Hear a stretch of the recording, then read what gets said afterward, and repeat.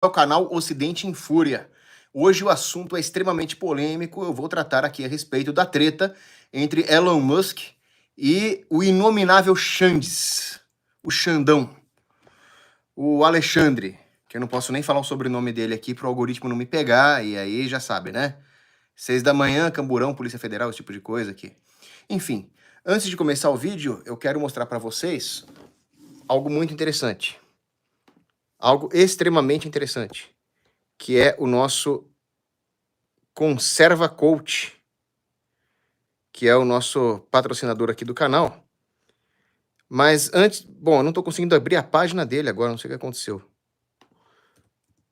Enfim, deixa eu mostrar para vocês então, depois eu procuro aqui, o meu Twitter, eu postei realmente sobre o que está acontecendo. A esquerda insiste em falar que, olha só, o que o Elon Musk está fazendo é uma interferência nos assuntos internos do Brasil, blá, blá, blá. Bom, tudo que o Elon Musk fez foi dar uma opinião.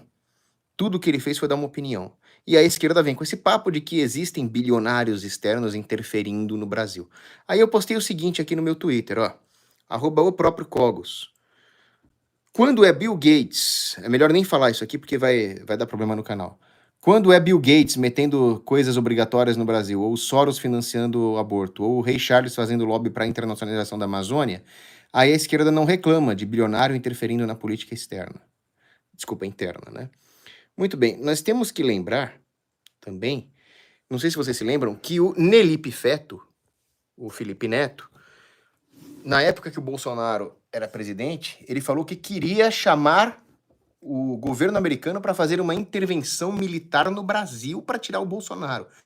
E aí, eu me lembro que eu até falei que eu ia fazer uma denúncia contra ele na Polícia Federal por violação da segurança nacional, porque ele estava dizendo que ele queria que os Estados Unidos interviessem militarmente no Brasil. O que é isso? Como é que você pede para uma potência estrangeira interferir militarmente no Brasil? E esses mesmos caras agora reclamando que o Elon Musk usou a rede social da qual ele é dono para dar uma opinião. Para escrever, olha, eu acho que existe muita censura no Brasil. Quer dizer, o sujeito não pode opinar que existe censura. Afinal, dizer que existe censura é fake news e nós vamos te censurar, né? Parece aquela coisa daquele meme do Estado Islâmico, né? Olha só, o Estado Islâmico é radical e vai decapitar as pessoas. Não, não é. Se você falar isso, eu vou decapitar você. É a mesma coisa. Então, no momento em que você censura a pessoa que te chama de censurador, você está cometendo uma contradição performática. Você está provando o ponto da pessoa. E é o que aconteceu. Pelo amor de Deus. O Elon Musk falou, olha, eu acho que tem muita censura no Brasil. Alguém poderia me esclarecer essa situação? Senhor ministro inominável, o senhor poderia me esclarecer? Porque eu tô achando que tem muita censura no Brasil. Pronto. Mais censura. Multas. Uma arbitrariedade judiciária que manda fechar contas de dissidentes. O próprio fato de eu estar fazendo esse vídeo agora já é extremamente perigoso, porque veja só, eu estou falando uma coisa muito parecida com o que o Elon Musk falou. Estou questionando por que existe tanta censura no atual regime. Então, vou até falar mais aqui. Eu nem sou fã do Elon Musk. Eu tenho várias críticas a ele. Ele tem várias posições e várias atitudes que eu abomino. O Elon Musk chegou a defender até o controle de armas automáticas. Eu sou ferrenhamente pró-armas. Então tem coisas que eu abomino no Elon Musk. Mas aí que tá, esse não é o momento de falar nas coisas ruins do Elon Musk, porque esse é exatamente o momento do povo brasileiro acordar para uma verdade que hoje em dia só um estrangeiro pode dizer. E mais, o sonho do ministro Alexandre de Moraes, vou falar, vai. Eu tenho um advogado para aqui também. O sonho do ministro Alexandre de Moraes era mandar a Polícia Federal lá para os Estados Unidos prender o Elon Musk. Ele queria ter jurisdição no universo. Ele queria ser o grande imperador das galáxias. Se ele pudesse, o sonho dele, né? O sonho de Xandão era mandar a Polícia Federal lá para pegar o Elon Musk. Né? Só que não existe isso. A soberania americana está lá. Então nós chegamos num ponto onde um estrangeiro pode dar a sua opinião sobre o que acontece no Brasil, que é um direito e um dever que o cidadão deveria ter, questionar o seu próprio governo. E aqui no Brasil, o brasileiro não pode fazer isso. Sabe quem avisou que isso ia acontecer aqui no Brasil? Saudosíssimo professor, filósofo, teólogo, antropólogo, psicólogo, historiador, geógrafo, Olavo de Carvalho. Ele falou que isso ia acontecer. Ele citou, inclusive, a ideia de que as coisas mais perigosas, mais perniciosas, começam na forma de um germen, contaminando as ideias. E essa censura descomunal que nós vivemos hoje começou também como um germen. Começou com a ideia de que era feio ser de direita, de que era feio ser tradicionalista. E havia uma autocensura que a própria direita envergonhada tinha medo de se dizer de direita. Algumas pessoas já chegaram para mim, Cogos, você não pode falar que você é de extrema direita, isso pega mal, vão te chamar de nazista. Falei, não vão me chamar, até vão me chamar, mas não faz sentido, né? Porque o nazismo é uma ideologia de esquerda. O nazismo é contrário ao livre mercado, contrário às tradições, a favor de um Estado gigantesco, descomunal e censurador. Então, o nazismo é de esquerda. Eu, por ser de extrema-direita, sou antinazista, né? Agora, eu não tenho vergonha, eu falo mesmo, eu sou de extrema-direita. Eu sou um extremo defensor da propriedade privada e dos bons valores. Só que a direita, há pouco tempo atrás, tinha vergonha até de falar que era de centro-direita. Se você fosse numa roda de inteligentinhos no começo dos anos 2000 e falasse eu sou de direita, você ia ser considerado um monstro. O máximo permitido ali era o PSDB, que é um partido de esquerda ligado ao Internacional Socialista. Então, essa era um germe da censura atual, imposta pela direita contra si mesma. E aí o Olavo de Carvalho muito bem falava o seguinte: nós temos aqui no Brasil uma hegemonia da esquerda nos meios de comunicação e informação. Me diz uma coisa, aonde estão as revistas especializadas de direita? As publicações, periódicos de direita? Aonde estão os veículos de mídia de direita? Onde estão as universidades de direita? Não existia isso. Antes da internet não tinha isso, não tinha jornal de direita, não tinha curso de graduação, de pós-graduação de direita. Então, como que nós deixamos chegar nesse ponto? Bom, por vários motivos. A guerra cultural foi um deles. A ideia ridícula de deixar com que os comunistas tomassem o controle da mídia como uma válvula de escape, que era a teoria do Golbery e do Couto Silva, resultou nisso. Agora, a coisa foi crescendo. E eles chegaram no ponto onde eles censuram a internet. Por quê? O Olavo de Carvalho também explica. Se a esquerda nunca deixou a direita ter periódicos, professores, juízes, imprensa, por que ela deixaria ter um livre debate na internet? Então, quando surgem as tecnologias para as redes sociais, abriu-se uma janela de oportunidade para as ideias de direita, que são verdadeiras, que floresceram, que conquistaram muita gente e que lograram êxito em eleger um presidente completamente fora do planejado pelo sistema. O Bolsonaro, que tem lá os seus problemas, não concordo com tudo, mas ele foi realmente um ponto fora da curva, uma dissidência desse sistema maldito, e que falava coisas muito verdadeiras. O Bolsonaro foi resultado do fenômeno dessa janela de oportunidade comunicacional que foi a internet. Agora, é claro que a esquerda não vai ficar quieta, olhando, olha só, livre debate, pessoal, acho que nós perdemos, né? Putz, eles nos descobriram, ferrou. Nossa, as teorias e filósofos e pensadores de direita agora vão bombar e agora? Ah, agora pega o dinheiro aí, vamos para uma ilha e acabou. Não, a esquerda não vai fazer isso. A esquerda vai censurar. Ela vai fazer de tudo para censurar. E ela vai passar por cima das leis. Ela vai passar por cima da moral. Ela vai passar por cima de qualquer coisa boa e verdadeira. Ou mesmo qualquer coisa mais ou menos, como são as leis positivas no Brasil. Que são ruins até, mas que pelo menos era algum tipo de freio. Mas não, a esquerda não vai ter freio. E aí as pessoas precisam entender isso de uma vez por todas. A batalha é espiritual, é moral. As leis humanas, elas servem ali para tentar dar uma ilusão de ordem. Mas as leis, elas só vão ter valor se elas forem concatenadas à ideia de uma lei natural. Então, ou você defende a justiça natural, que o certo é certo, o errado é errado, ou você vai ter o outro lado que vai usar as leis interpretando da forma que quiser e prendendo as pessoas que interpretarem da forma correta por, sei lá, atos antidemocráticos, para poder fazer valer a sua ditadura. É isso que está acontecendo no Brasil. Agora, é interessante, porque quando você ia para o Brasil Império, lá, Dom Pedro II, etc., existia aquela frase, né? Nada mais Luzia do que um Saquarema no poder e nada mais Saquarema do que um Luzia no poder. Luzia era o Partido Liberal, Saquarema era o Partido Conservador.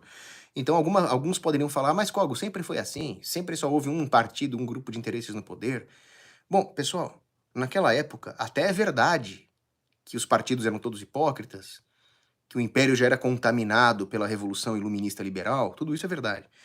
Mas pelo menos você tinha a fachada de um Luzia, de um Saquarema, né, de um liberal, de um conservador.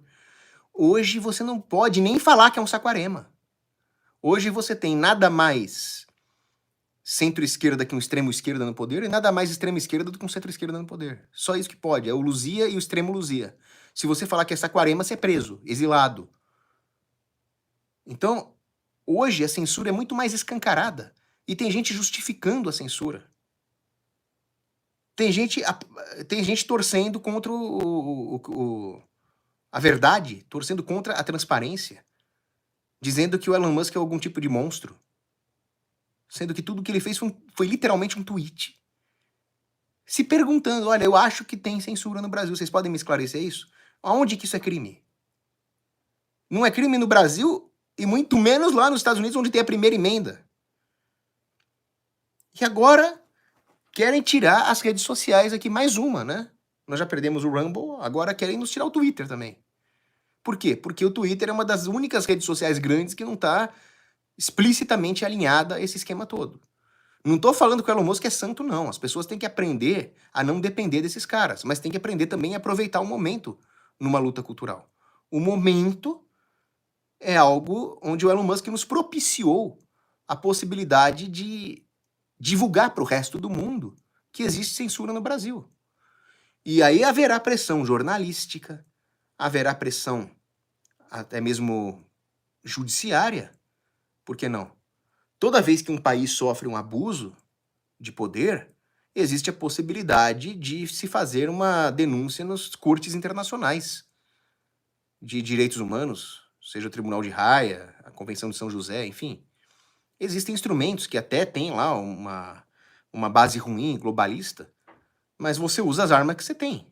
Se você tem a possibilidade de fazer uma denúncia numa corte internacional contra um abuso no seu país, se você não puder fazer isso, você só está corroborando o argumento de que sim, você está numa ditadura. Se não existe abuso de poder, então o governante se defende no tribunal e prova que não existe abuso de poder. Pronto. É bem simples. Então eu me pergunto, por que a esquerda é contra essas questões tão simples? A ideia de você poder dar uma opinião.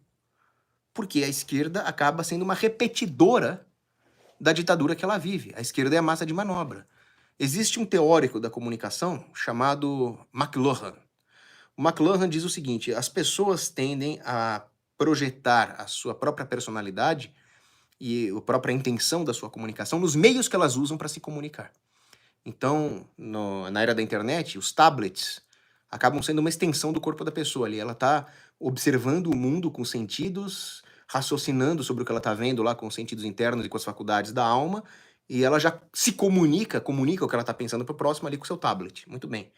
É natural que aconteça essa incorporação dos meios de comunicação na personalidade das pessoas. É a teoria dos meios de McLuhan. Qual que é o problema? O problema não é a tecnologia em si. O problema é quando essa tecnologia é usada para censurar, para controlar narrativas, para controlar pensamento, para reconfigurar o modo de fazer uso da linguagem. E aí o Olavo de Carvalho falava muito bem. Se vocês estão preocupados com interferência estrangeira nos nossos assuntos internos, preocupem-se com a mídia esquerdista, porque ela é repetidora de uma verdadeira neocolonização ideológica por parte do que se passa no estrangeiro. Nós importamos ideologias progressistas. Os progressistas democratas americanos chegam lá e inventam fake news para falar mal da direita. Primeira coisa que a imprensa faz é falar fake news, Bolsonaro espalha fake news, Bolsonaro espalha fake news. Ué, isso é interferência estrangeira? Isso é influência estrangeira que se dá pelos monopólios de controle da mídia. Agora eles vêm falar que um dissidente, que é o X, onde o Elon Musk deu uma opiniãozinha dele, ai, tá interferindo. Pelo amor de Deus, pessoal. Pelo amor de Deus, vamos ter um pouco de senso de proporção. Reitero novamente, eu não sou fanboy do Elon Musk. Eu sempre critiquei ele por vários motivos. E justamente quando você tem uma briga entre o Alexandre de Moraes e o Elon Musk, existem duas coisas, né? Eles estão lutando por poder, por hegemonia, por influência. Todos eles agem assim. No livro As 48 Regras do Poder, do Robert Greene, tem a regra 27 e a regra 28. A regra 27 diz o seguinte: crie um culto pessoal para você acumular poderes. E a regra 28 diz o seguinte: controle as opiniões. Então vamos lá. O Elon Musk, ele está fazendo questionamentos justos, falando a verdade no sentido de que sim, existe censura no Brasil, e só. Ele não está tentando controlar opiniões. Então ele não está usando a regra 28, o que o torna muito mais tranquilo e fácil de se lidar do que o outro lado. Porque do outro lado, da esquerda, eles estão sim tentando controlar opiniões. Qual é o risco? O risco é você criar um culto ao Elon Musk. Agora, o culto à esquerda, o lulismo, o petismo, gente que aplaude o judiciário, tá cheio. Agora, eu também não tô aqui para criar um culto ao Elon Musk, falando, o Elon Musk é um herói. Não, ele é um cara que deu uma opinião, falou algumas verdades, e o momento tem que ser aproveitado no sentido de incutir no povo brasileiro o dever cívico de exercer a sua cidadania em prol das suas liberdades. Afinal, a liberdade de dar opiniões e de questionar o governo é uma liberdade preconizada tanto pelo direito natural quanto pela Constituição. Né? Então, não é uma questão de idolatrar o Elon Musk. É uma questão de que aqui ele falou coisas justas. Acabou. Agora, o que é interessante é que em relação ao outro, o Alexandre em relação ao Elon e o Elon em relação ao Alexandre de Moraes, eles têm uma coisa que eu apelidei de inofensividade mútua assegurada. Na Guerra Fria, você tinha o contrário, né? Destruição mútua assegurada. Um país poderia jogar uma bomba atômica no outro e bum. Aqui, nessa Guerra Fria entre os dois, eles são, em relação ao outro diretamente, inofensivos. Porque o Xandão não pode mandar a Polícia Federal lá para os Estados Unidos prender o Elon Musk. E o Elon Musk, ele é só um influencer com dinheiro. Ele não tem poder político direto. Então ele também ele não vai fazer alguma coisa contra o Xandão diretamente. Agora, na Guerra Fria existia a proxy war, as guerras por procuração. Se os Estados Unidos e a União Soviética não trocavam fogo diretamente, eles mandavam os afegãos ou os Vietcongs, whatever, name it. Aqui, o que pode acontecer? Agora eu vou falar de uma forma bem neutra, tá? Só para constar aqui, para os jurídicos de todos os lados, vou agora fazer uma análise completamente neutra, que é o que pode acontecer com o Brasil em relação a isso. Como eu disse, já que o Xandão não pode prejudicar diretamente o Elon, nem o Elon prejudicar diretamente o Xandão, tudo vai depender de como as forças no cenário político vão responder a essa questão. A primeira coisa que pode acontecer é a seguinte: se o Alexandre de Moraes resolver censurar completamente, proibir o Twitter no Brasil, aí ele não vai apenas multar funcionários do Twitter Brasil, do X Brasil. Aí ele vai provar o ponto do Elon Musk. Existe uma censura pesada no Brasil. E ele vai afetar diretamente todos os usuários do X e todas as empresas nacionais e estrangeiras que anunciam no X. Ele vai mexer com coisa muito grande. E o que poderia acontecer em relação a isso? Estou fazendo uma análise completamente neutra, tá? Não estou fazendo apologias, que conste aí para os advogados, só estou fazendo uma análise do que, olha só, o que poderia acontecer, eu como cientista político aqui pensando, né? Bom, poderia acontecer o seguinte: o mundo poderia começar a praticar sanções. Não sanções no sentido daquela sanção que existe contra Cuba, que não pode mais comercializar, mas sanções muito específicas que dizem respeito à estabilidade de um regime. Por exemplo, o corte do fornecimento de tecnologias para uso governamental, software, ou até fornecimento de material militar, como Israel fez contra o governo comunista do Petro na Colômbia. Isso vai gerar uma animosidade interna, o governo vai se dividir em facções, o que vai prejudicar politicamente o PT, por exemplo, nas eleições para 2026.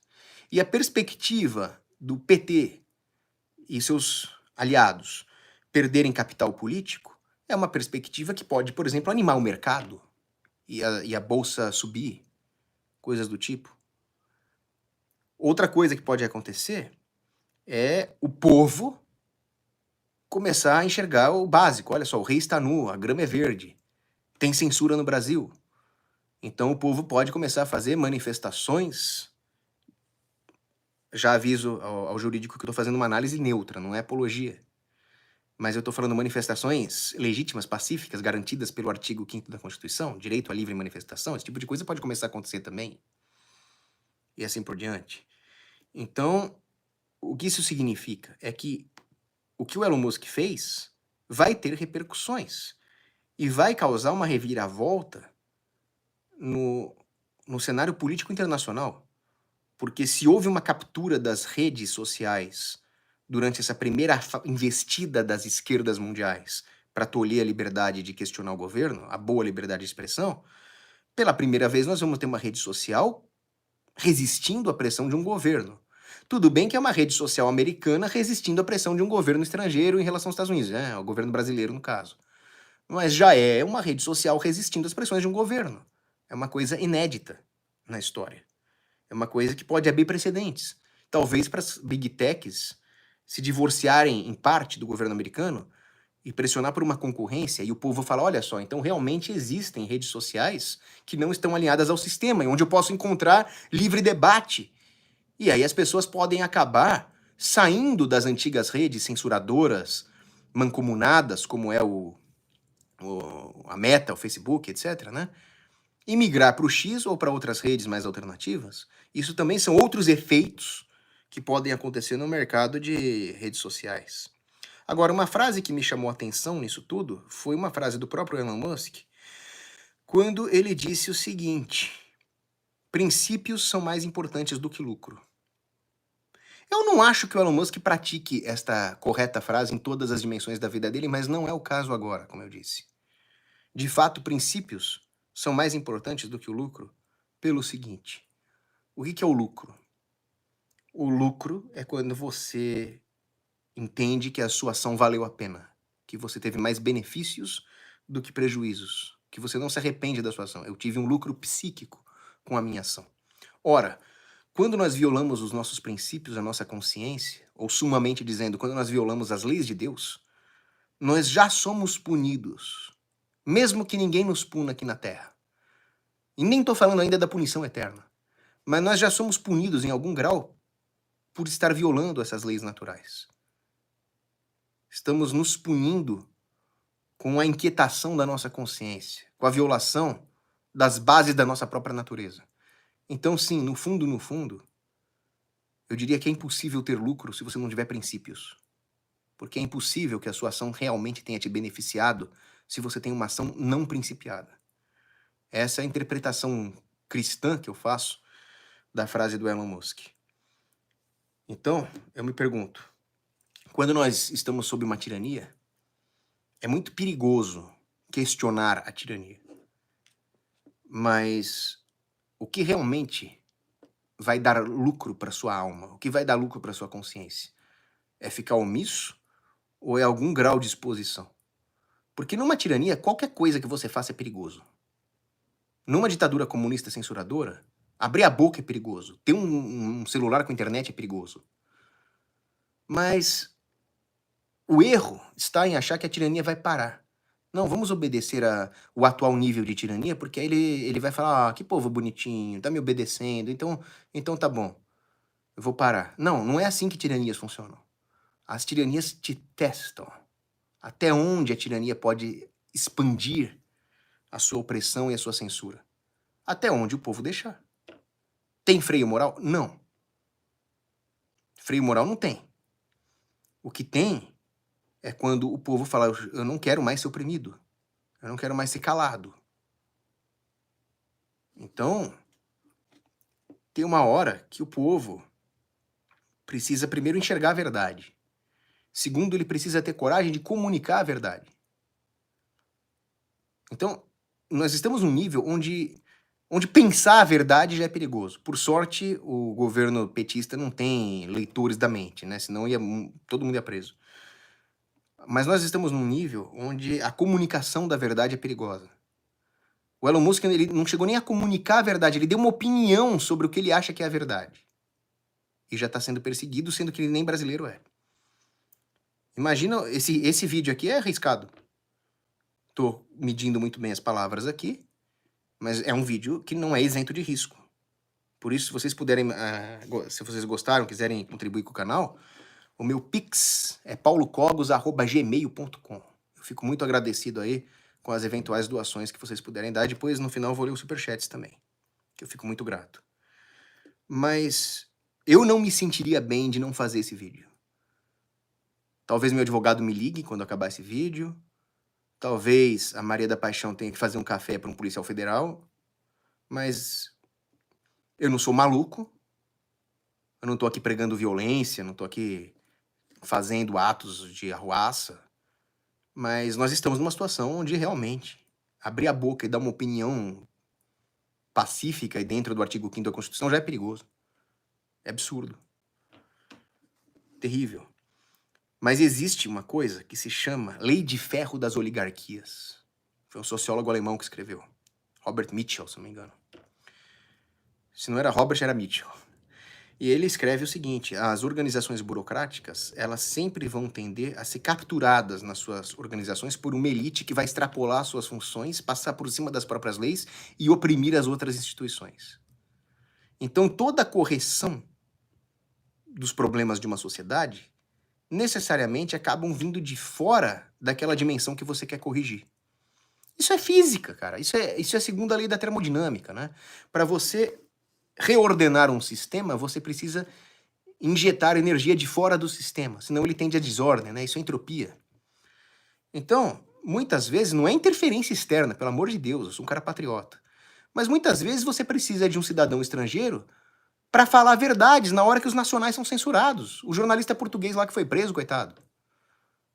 Hã? Muitas vezes, como o professor Olavo falava, para você corrigir uma certa instituição, você precisa chamar alguém que não é da instituição para ver o problema de fora. Esse tipo de coisa. Então, se nós não defendermos essas liberdades, nós seremos cúmplices de uma ditadura ainda pior que poderia vir e que talvez venha. As pessoas vivem se perguntando: como é que o nazismo chegou nesse ponto? Como é que o Stalin chegou nesse ponto? Uai, leiam o livro da questão alemã do Wilhelm Röpke. Ele explica. Começa assim: não, o governo tá certo. Não, tem que censurar mesmo. Começa assim. Wilhelm Röpke explica isso. E termina da forma mais horrenda que vocês possam imaginar. Holocausto, grande marcha à frente lá do Mao Tse Tung, os grandes expurgos stalinistas, é assim que termina. É isso. Deixa eu ver se eu consegui abrir aqui o Conserva Coach. Não sei por que não tá funcionando agora. Eu sempre abro aqui o Conserva Coach, que é o nosso patrocinador, pô. Agora eu não tô conseguindo abrir. Pelo amor de Deus, eu vou colocar os links dele na descrição do vídeo, que é, poxa, 1.300 pessoas online e na hora mais importante eu não consigo abrir. Mas então eu vou ler os superchats. Eu agradeço muito aí a doação de vocês no superchat. Quem quiser doar o Pix, paulocogos@gmail.com para pagar meu advogado, pagar umas fianças. Que o negócio é rir para não chorar, né? Financiamento por fãs. Financiamento por fãs, tá aqui. John Norfolk Heward. Cogos, eu tenho perguntas. Você odeia o povo inglês ou só a monarquia deles? Pelo amor de Deus, é claro que eu odeio a monarquia deles. Nunca que eu odiaria o povo inglês. Eu não odeio povo nenhum. Pelo amor de Deus, tem... Quando eu fui... Da última vez que eu fui pra... Penúltima vez que eu fui pra Europa, eu fui pra Irlanda. Aí eu conheci duas inglesinhas muito bonitinhas lá, conversei um tempão com elas. Você acha que em algum momento eu ia odiar elas? O que eu odeio é essa monarquia falsa que os britânicos têm, que não é britânico, e que não é monarquia, e que não passa de um bando de globalistas inimigos do povo da Grã-Bretanha. Quem odeia o povo inglês é o próprio governo deles, não sou eu. Conhece a TFP? Conheço. Seu problema com os britânicos é étnico, político ou religioso? Não, como eu disse, eu não tenho nenhum problema com o povo britânico. O que eu tenho problema é que o povo britânico ele acabou se desvirtuando por causa dos cismas, por causa da maneira como eles conduziram a sua política. Por isso que eu falo, né? O próprio Winston Churchill, que eu não gosto, ele falava que ele devia toda a civilização britânica a Roma. O problema foi esse afastamento da cidade eterna, o afastamento da cultura inglesa em relação à cidade eterna, que os levou, por exemplo, a chegar na América do Norte e sair matando os índios. Já o povoamento brasileiro e espanhol aqui, ele foi muito menos intrusivo e foi civilizador, evangelizador, houve miscigenação, o português chamou a índiazinha para tomar um açaí. Aqui foi bem melhor. A própria escravidão, que é uma coisa horrível que aconteceu aqui no Brasil, ela era bem menos virulenta aqui do que lá. Então, o meu problema não é com o povo britânico, porque o povo britânico tem os seus méritos gigantescos também. Ricardo Coração de Leão foi um herói britânico. O problema não é o povo. O problema são as instituições políticas que se formaram ali por várias decorrências. Mais uma pergunta do John Norfolk Heward. Por que odiar o fascismo? Porque o fascismo é coletivista, é anticatólico, é revolucionário. Ele se diz antimaterialista, mas ele é materialista sim, porque ele renega a alma do indivíduo para idolatrar o Estado. É óbvio que eu odeio o fascismo. Controla a economia, governo regulando a empresa dos outros. Né? Aí o John pergunta também, Deus é raditrade e o diabo é ultra woke? Sim, Deus é raditrade. Deus é Deus, né? Ele é a fonte de toda boa tradição. E o diabo é ultra woke? Não, eu nem diria que o diabo é woke. Eu diria que o diabo é um revolucionário que promove o wokeismo para enfraquecer o povo de Deus, né? Manifesto 38, vida longa e vivos abacates. Guilherme Novelli, Cogos, viu o Diogo do Controvérsia Católica apoiando a censura no que se refere à igreja e Deus. Você concorda que heresias e blasfêmias devem ser censuradas? Então, idealmente, se nós restaurássemos uma civilização católica medieval, aí sim, você poderia, sem grandes riscos morais, censurar a subversão inimiga da igreja. Mas hoje, com o Estado moderno, com o STF, você aprovar uma lei que permite ao Estado censurar alguém é extremamente perigoso e contraproducente. Então, na atual conjuntura, eu tenho que defender a liberdade de expressão mesmo. Agora, se fosse restaurar um Estado católico, feudal, aí eu concordo com o Diogo. Pedro Ledux, eu agradeço muito a sua doação, mas os seus termos são chulos, há crianças assistindo, eu não vou ler o seu comentário. Mas respondendo a sua pergunta, sim, é pecado. Tarcísio Barros, muito obrigado aí. É possível um presidente... Não. Então, o seu comentário, Tarcísio, eu não posso ler por motivos jurídicos, não por motivos espirituais morais. Pablo Mateus. Quem faz falsa equivalência Bolsonaro, Lula, Elon Xandão, confunde uma mocinha bonitinha com um cabra feio. Eu tô adaptando o seu comentário para não ser censurado, tá? Ainda diz que é tudo a mesma coisa. Pois é, Pablo. Falta às pessoas senso de proporção. Vlad Mordekaiser. Cogos, meu filho, mude, por favor, a opção aí nos settings do YouTube pra gente que tem YouTube Premium poder voltar a ver seus vídeos enquanto usa outros programas.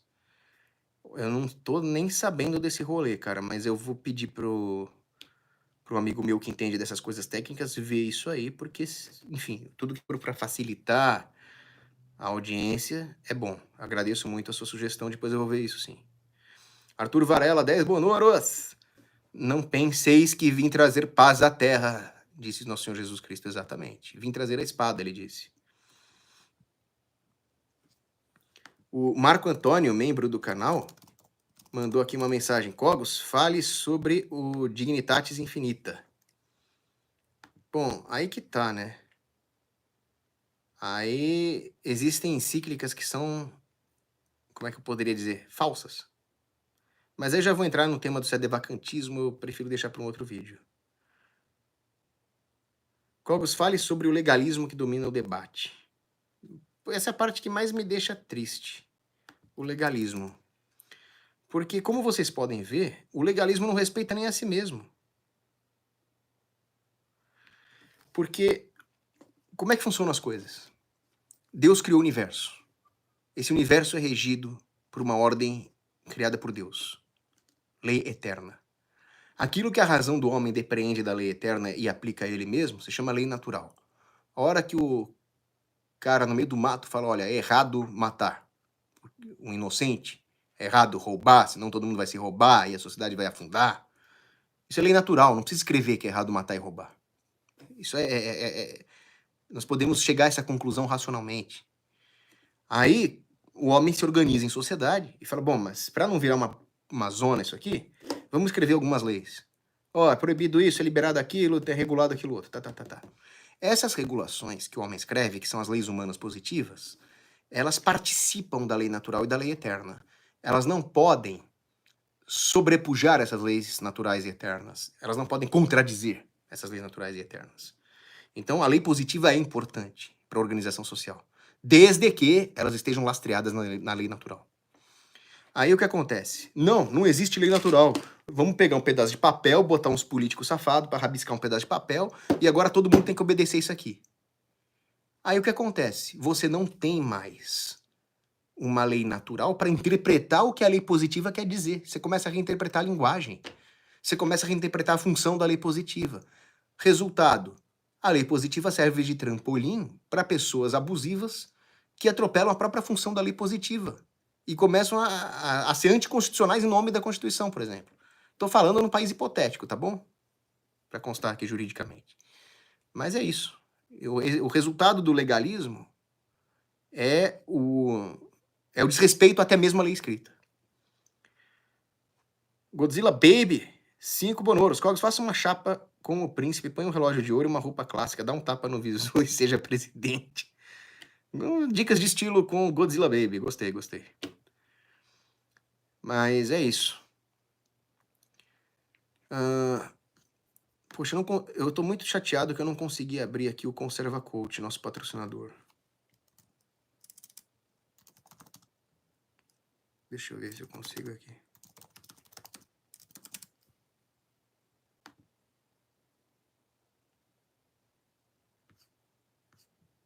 Eu não tô conseguindo.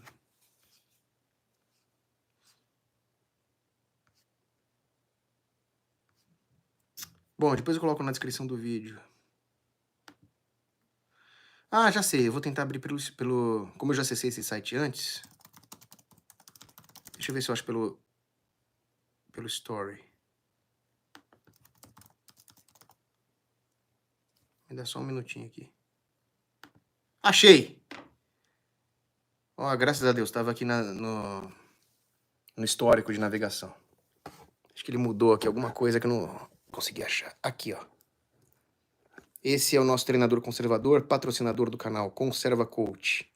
Curtam a página dele para dicas de treinamento e nutrição. É isso, pessoal. Espero que vocês tenham gostado do vídeo. Que Deus abençoe vocês. Que Deus proteja o Brasil. Amém.